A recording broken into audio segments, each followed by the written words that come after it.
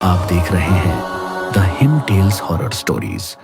प्रस्तुत एक और नई कहानी। पिछले भाग में आपने देखा, रात को जैसे ही घड़ी में ठीक 12 बज गए, काला लिबास पहनकर हाथ में एक काली पोटली लेकर वो घर से निकल पड़ी। कंचन आगे बढ़ी और पीपल के पेड़ के नीचे एक दिया जला दिया। वो वहीं बैठ गई और पोटली से धारदार चाकू निकालकर उस मुर्गे की बलि चढ़ा दी। वो घर लौट आई और जैसे ही घर का दरवाजा खोला, दहलीज के अंदर कदम रखा तो वो शक्ति उसके साथ घर के भीतर प्रवेश नहीं कर पाई, क्योंकि उसने ये क्रिया करने से पहले ही अपने घर को चारों तरफ से कीलों और बांध से सुरक्षित कर दिया था। फिर उसने उस शक्ति को आदेश दिया, तुम जानती हो तुम्हें क्या करना है। एक एक करके उन्हें बर्बाद कर दो, खत्म कर दो, तड़प तड़प कर मारो उन सबको। जिस तरह उन्होंने मुझसे मेरा सब कुछ छीना है, उनसे उनकी जिंदगी छीन लो। दरवाजे के बाहर खड़ी वो शक्ति भयानक तरीके से मुस्कुराई और एक ही पल में कंचन की आंखों के सामने से कहीं गायब हो गई। कंचन ने तुरंत घर का दरवाजा अंदर से बंद कर लिया और उसी वक्त उसके असली घर के दरवाजे पर, जिसे उससे छीन लिया गया था, दस्तक हुई। इतनी रात गए, कौन आया है? टाइम तो देखो, रात के 2:30 बज रहे हैं। इस समय कौन आ सकता है? सुनिए जी, उठिए। अरे क्या है, क्यों नींद खराब कर रही हो? नींद मैं नहीं खराब कर रही। इतनी रात गए, पता नहीं कौन दरवाजा पीट रहा है। जरा जाके तो देखिए कौन है। क्या इतनी रात गए, भला कौन हो सकता है? ठीक है, मैं जाकर देखता हूँ। इससे पहले कि वह कुछ और बोल पाता या समझ पाता, घर का दरवाजा अचानक जोर से बंद हो गया। विनोद को लगा कि शायद ये उसका वहम था। उसने खुद को शांत किया और उठा। कमरे की तरफ जाने के लिए जैसे ही पीछे मुड़ा, उसकी आवाज हलक में ही दबकर रह गई। वो ठीक उसके सामने खड़ी थी। उसने गर्दन मरोड़ी। एक ही झटके में विनोद की गर्दन दोनों हाथों से कसकर जकड़ ली। गंदे नुकीले नाखून उसकी त्वचा में धंस गए। विनोद के पास इतना भी समय नहीं था कि वे चिल्ला सके। उसकी सांसें अटक गईं और वो निढाल होकर वहीं गिर पड़ा। मोनिका को भी नींद लग गई थी। अगली सुबह जब उसकी आंखें खुली, वो और पारुल ने जो नजारा देखा, दोनों की रूह सिहर उठी। विनोद की लाश इतनी भयानक हालत में थी कि दोनों उसे देख भी ना पा रही थी और समझ में नहीं आ रहा था इतने खौफनाक तरीके से किसने मारा। इन्वेस्टिगेशन के लिए पुलिस वहां पहुंची, लेकिन उन्हें ना तो कोई औजार मिला और ना ही किसी के फिंगरप्रिंट। विनोद का कातिल कौन है, इस बात ने सबको हैरान कर दिया था। कुछ दिन तक भी पुलिस को इन्वेस्टिगेशन में कुछ पता नहीं चला, तो केस को वहीं बंद कर दिया गया। उन्होंने विनोद की लाश उन्हें वापस सौंप दी ताकि वे उसका अंतिम संस्कार कर सके। अंतिम संस्कार करके घर लौट रहे थे, तभी मोनिका को अपने पीछे किसी के कदमों की आहट सुनाई दी। पारुल, क्या तुम्हें अपने पीछे किसी के कदमों की आहट सुनाई दी? नहीं माँ, मुझे तो कोई आवाज नहीं सुनाई दी। मोनिका ने उस आहट को इग्नोर कर दिया और पारुल के साथ घर आ गई। रात को वो अपने कमरे की खिड़की पर खड़ी थी, तभी उसे एक आवाज सुनाई दी, जिसे सुनकर उसका कलेजा मुंह को आ गया। मोनिका, मैं मर गया और तुम अभी तक जिंदा हो? तुम्हें मेरे साथ नहीं चलना क्या? पीछे से ये आवाज सुनकर मोनिका के पास मुड़कर देखने की हिम्मत भी नहीं हुई। मैं मर गया और धीरे धीरे तुम अभी तक जिंदा उसके हो? कानों के तुम्हें और पास आती मेरे साथ नहीं गई चलना और क्या? एकदम से उसके कान में जोर से गूंजी, लगता है तुम मेरे बिना ही खुश हो, लेकिन मैं तुम्हारे बिना बिल्कुल खुश नहीं हूँ मोनिका। चलो तुम ही मेरे साथ चलो। अचानक पीछे मुड़ी, मगर वहां कोई नहीं था। लेकिन जैसे ही वो वापस खिड़की की तरफ पलटी, विनोद का भयानक चेहरा ठीक उसके सामने था। वो खिड़की पर उल्टा लटका हुआ था। उसने मोनिका के दोनों हाथ पकड़े और झटके से खींच लिया। एक जोरदार चीख के साथ मोनिका पहली मंजिल से सीधे नीचे गिर पड़ी। जमीन पर हर जगह उसका खून फैल गया। मोनिका की वो चीख इतनी तेज थी कि अपने कमरे में सो रही पारुल की भी नींद खुल गई। वो जल्दी से मां के कमरे की तरफ दौड़ी। वहां मां नहीं थी, मगर उसके कमरे की खिड़की खुली हुई थी। पारुल खिड़की के पास गई और नीचे झांक कर देखा, वहां मोनिका की लाश पड़ी थी। वो जोर से चिल्लाई और नीचे की तरफ दौड़ी। उसने जल्दी से पुलिस को कॉल किया उसके आंसू रुकने का नाम नहीं ले रहे थे। इस बार भी पुलिस को कुछ समझ नहीं आया। आखिर कैसे और किसने मोनिका को धक्का दिया? इस पूरे घर में तो तुम्हारे और तुम्हारी माँ के अलावा और कोई नहीं था। कहीं तुमने ही तो इन्हें नहीं मारा? ये आप क्या कह रहे हैं सर? मेरी माँ थी वो। भला कोई अपनी ही माँ को अपने हाथों से क्यों मारेगा? पापा को तो पहले ही खो चुकी थी और अब माँ को भी खो दिया, और आप मुझ पर ऐसे इल्जाम लगा रहे हैं? तो फिर अगर तुमने इन्हें नहीं मारा तो और किसने मारा? ये अपने आप तो खिड़की से नहीं कूदी होंगी ना? या कोई और तुम्हारे घर में छुपा बैठा था? पटेल, इस पूरे घर की अच्छी तरह तलाशी लो, एक भी सुराग छूटना नहीं चाहिए। पारुल का रो रो कर बुरा हाल था। कुछ दिन तक इन्वेस्टिगेशन करने के बाद इस बार भी पुलिस के हाथ कोई सबूत नहीं लगा। उन्होंने विनोद की तरह ही मोनिका की लाश को भी हिरासत में रखा था, लेकिन जब उसकी मौत उन्हें एक सुसाइड लगने लगी तो उन्होंने उसकी लाश पारुल को वापस दे दी।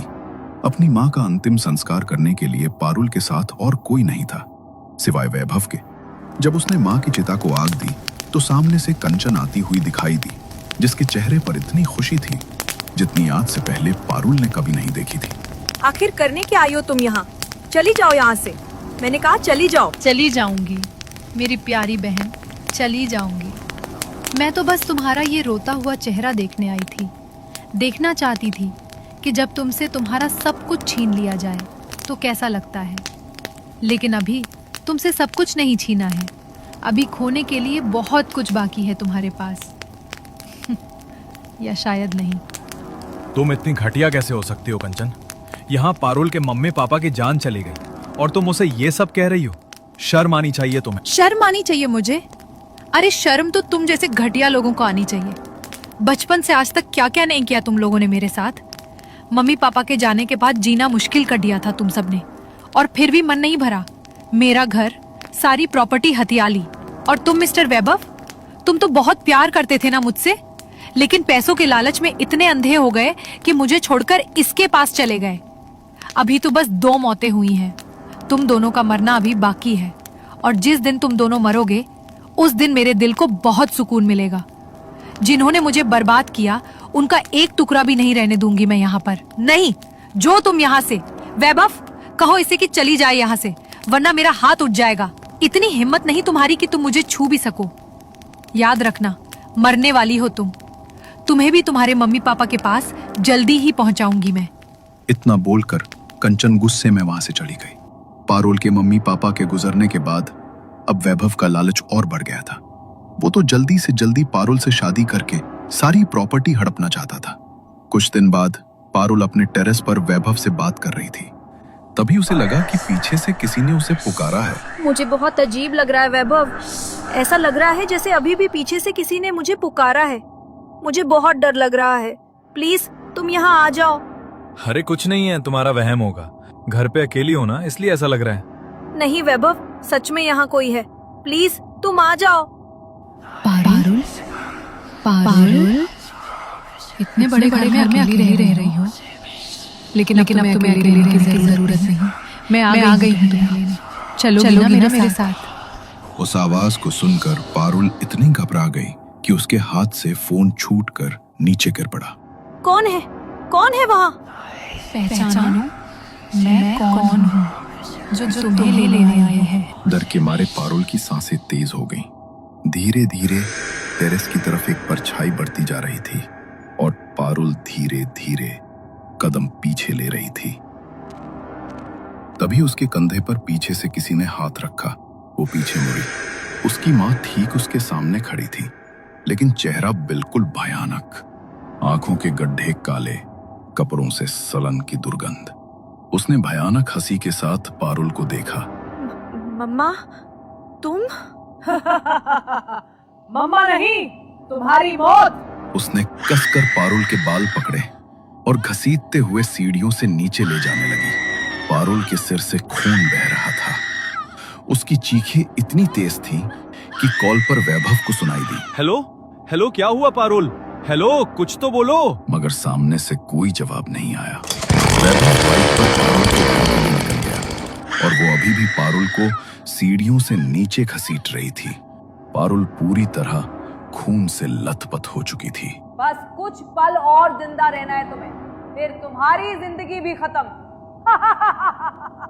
उस आत्मा ने वहां पड़ा फूलदान उठाया और पारुल के सिर पर इतने वार किए कि कुछ ही देर में उसने दम तोड़ दिया। उसका खून पूरे फर्श पर फैल गया। थोड़ी देर बाद वैभव वहां पहुंचा। उसने डोरबेल बजाई मगर किसी ने दरवाजा नहीं खोला। वो दरवाजा तोड़ने ही वाला था कि अपने आप दरवाजा खुल गया। वैभव अंदर आया, डरा हुआ। तभी उसका ध्यान जमीन पर पड़ा। वहां पारुल की लाश पड़ी थी, हर तरफ उसका खून फैला हुआ। ओह माय गॉड, ये तो मर गई। और अगर किसी ने मुझे यहाँ देख लिया तो पक्का इसकी मौत के इल्जाम में मैं फंसूंगा। किसी ने मुझे आते देखा नहीं, भाग जाता हूँ यहाँ से। वैभव ने जैसे ही ये बात बोली, घर का दरवाजा अपने आप बंद हो गया। ऊपर लगा झूमर सीधा वैभव के ऊपर आकर गिर पड़ा और मौके पर ही उसकी मौत हो गई। चारों की मौत के बाद अब कंचन का बदला पूरा हो चुका था, लेकिन अब उसे भी इस बदले की कीमत चुकानी थी। जिन कीलों से उसने घर को कील कर सुरक्षित किया था, वो खुद ब खुद उस सीमा रेखा से बाहर निकल गई। उसकी समयावधि पूरी हो चुकी थी। उसी समय पारुल के दरवाजे पर एक दस्तक हुई और वो दस्तक होते ही पारुल की नींद टूट गई। फिर से ठक ठक की आवाज दरवाजे पर हुई। पारुल ने जाकर दरवाजा खोल दिया। हवा में कंचन, जिसे उसने साधना करके जगाया था, लहराती हुई उसके सामने खड़ी थी। भयानक मुस्कान के साथ उसे देख रही थी। अब मरने की बारी तुम्हारी है। तुम्हारा बदला मैंने ले लिया, अब मुझे उसकी कीमत दो। कंचन जानती थी कि उसके साथ क्या होने वाला है, इसलिए वो पहले से तैयार थी। उसने अपनी आंखें बंद की और वो उसके ऊपर झपट पड़ी। उसके शरीर के मांस के हर टुकड़े को नोच नोच कर खा लिया। अगले दिन तक वहां कुछ बचा था तो बस कंचन की हड्डियों का ढेर, और उस घर में अब हमेशा के लिए भटकती हुई कंचन की आत्मा, जो कभी वहां से मुक्त नहीं हो सकती थी। क्या आप भी the Him tales horror stories की कहानी देखकर डर जाते हैं और चाहते हैं सबसे पहले कहानी आप देखें? तो देर किस बात की, सब्सक्राइब कीजिए और बन जाइए हमारे प्रीमियम मेंबर।